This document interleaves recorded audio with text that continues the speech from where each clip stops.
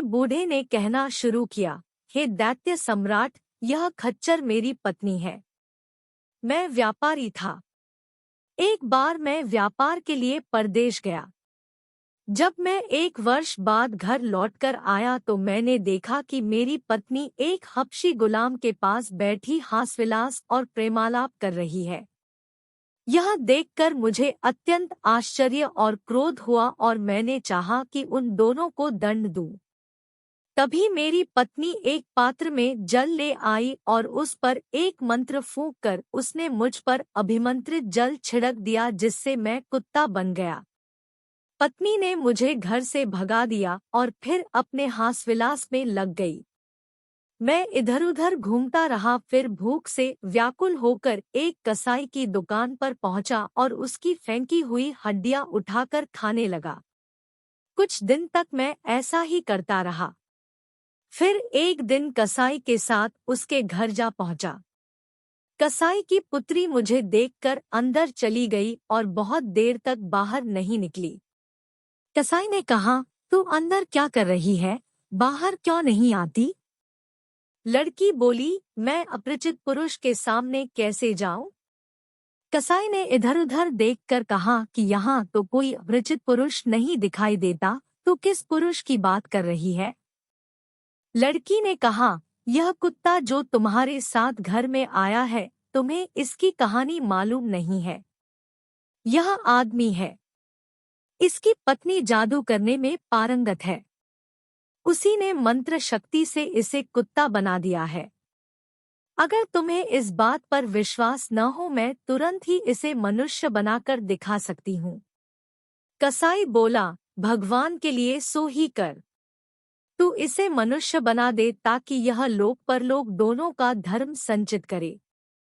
यह सुनकर वह लड़की एक पात्र में जल लेकर अंदर से आई और जल को अभिमंत्रित करके मुझ पर छिड़का और बोली, तू इस देह को छोड़ दे और अपने पूर्व रूप में आ जा। उसके इतना कहते ही मैं दोबारा मनुष्य के रूप में आ गया और लड़की फिर पर्दे के अंदर चली गई। मैंने उसके उपकार से अभिभूल होकर कहा, हे भाग्यवती, तूने मेरा जो उपकार किया है उससे तुझे लोक परलोक का सतत सुख प्राप्त हो। अब मैं चाहता हूँ कि मेरी पत्नी को भी कुछ ऐसा ही दंड मिले। यह सुनकर लड़की ने अपने पिता को अंदर बुलाया और उसके हाथ थोड़ा अभिमंत्रित जल बाहर भिजवाकर बोली, तू इस जल को अपनी पत्नी पर छिड़क देना। फिर तू उसे जो भी देह देना चाहे उस पशु का नाम लेकर स्त्री से कहना कि तू यह हो जा। वह उसी पशु की देह धारण कर लेगी। मैं उस जल को अपने घर ले गया। उस समय मेरी पत्नी सो रही थी। इससे मुझे काम करने का अच्छा मौका मिल गया। मैंने अभिमंत्रित जल के कई छींटे उसके मुंह पर मारे और कहा, तू स्त्री की देह छोड़कर खच्चर बन जा।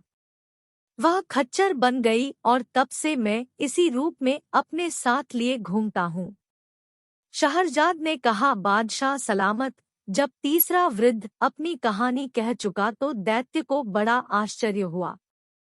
उसने खच्चर से पूछा कि क्या यह बात सच है जो यह बूढ़ा कहता है?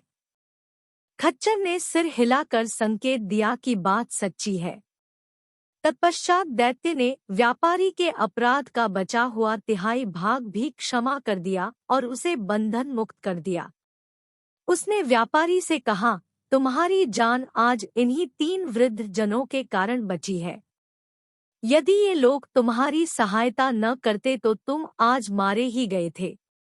अब तुम इन तीनों के प्रति कृतज्ञता प्रकट करो। यह कहने के बाद दैत्य अंतर्ध्यान हो गया। व्यापारी उन तीनों के चरणों में गिर पड़ा। वे लोग उसे आशीर्वाद देकर अपनी अपनी राह चले गए और व्यापारी भी घर लौट गया और हंसी खुशी अपने प्रियजनों के साथ रहकर उसने पूरी आयु भोगी। शहरजाद ने इतना कहने के बाद कहा, मैंने जो यह कहानी कही है इससे भी अच्छी एक कहानी जानती हूँ जो एक मछुआरे की है। बादशाह ने इस पर कुछ नहीं कहा, लेकिन दुनियाजाद बोली, बहन, अभी तो कुछ रात बाकी है।